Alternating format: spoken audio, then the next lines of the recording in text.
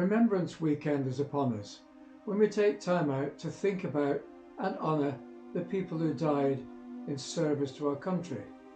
Remembrance Day on Saturday, followed by Remembrance Sunday. You may come across this video at the wrong time of the year. Well, there really isn't a wrong time to pay tribute to these people. It shouldn't just be once a year. This may seem an odd subject to cover on a cycling channel, but in this video I'm going to share two things with you. First of all, the existence of the National Cyclists Memorial and the part that cyclists played in the World Wars. And I'll show you something I discovered on a bike ride in France during summer, which really helps us understand the futility of war and that even the people fighting on the other side just don't want to be there. And bizarrely, how a fleet of taxis played a huge part in Allied success in an important battle in the First World War. I'm currently recovering from a spine operation, so we'll miss our cycling club's annual ride to the Cyclists War Memorial. But last year, with the misty grey morning providing a level of atmosphere to the occasion, we set off for Meriden to that village's Remembrance Sunday service, followed by a visit to the Cyclists Memorial. Nice and slow, greasy road. At the time of the First World War, cycling was very popular in the UK, and the British Army even had a cycling corps, with duties often behind enemy lines during the war.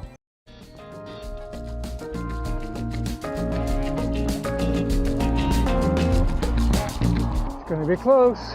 When hostilities ended and cycling clubs met again, it hit home how many members had been lost. Paid for by cyclists across the country, this 32-ton Cornish granite memorial was erected, and being the recognised centre of the country, Meriden was chosen as the location.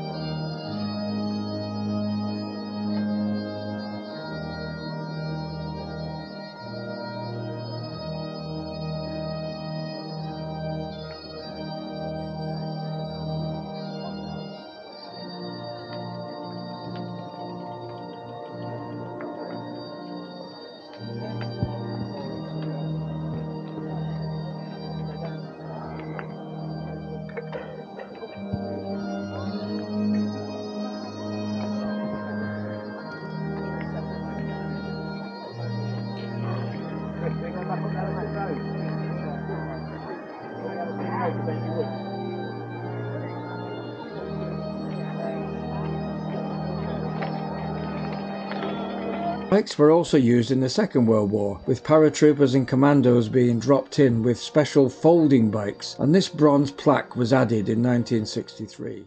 Made by the BSA company in Birmingham, these are the bikes the paratroopers used, with the intention of allowing them to cover more ground quietly once landed. Particularly important because they were always being dropped a good distance away from where the real action was. But with wooden pedals and no suspension, I personally can't imagine being able to ride one of these over uneven ground and staying quiet. It's not surprising that many were abandoned, as they became more of a burden than a help in some cases.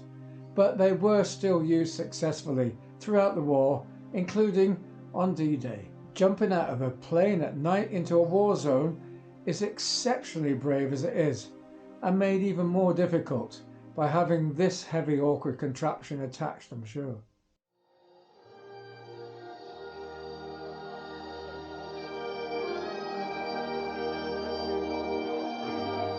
And this plaque was added in 2013, commemorating all cyclists who fought and died for their country.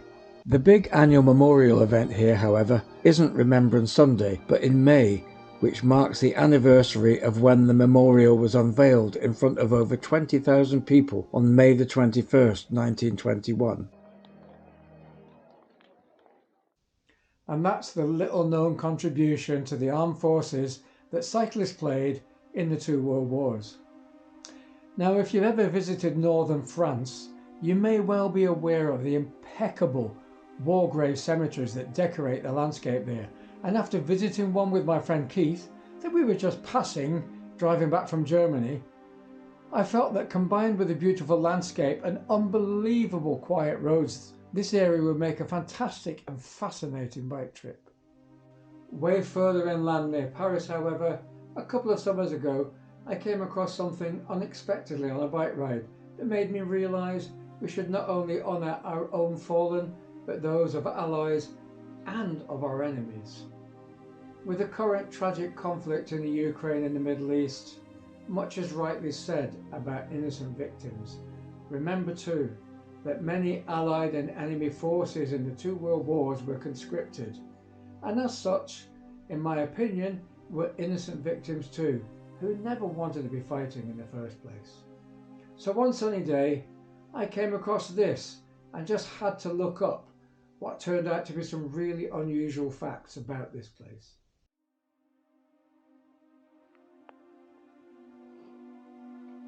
The Battle of Marne on the 5th to 12th of September 1914 was one of the most significant of the war. For the first 3 days the Allies took a battering, and the German plan for a quick war by capturing Paris, which was just 25 miles away, looked on the cards. Bizarrely, hundreds of taxicabs were requisitioned to transport 4,000 troops from Paris to the battle. The tide was turned and the Germans retreated. This German loss had great significance as to the length of the war, as both sides headed north to try to outflank the other and got bogged down in the well-known 4 years of static and horrific trench warfare.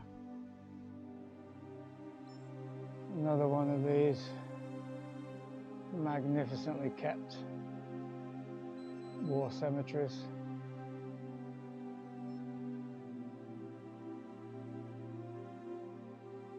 I knew these were all around northern France and Belgium area, but it wasn't until recently that I realised that they were here, so close to Paris as well.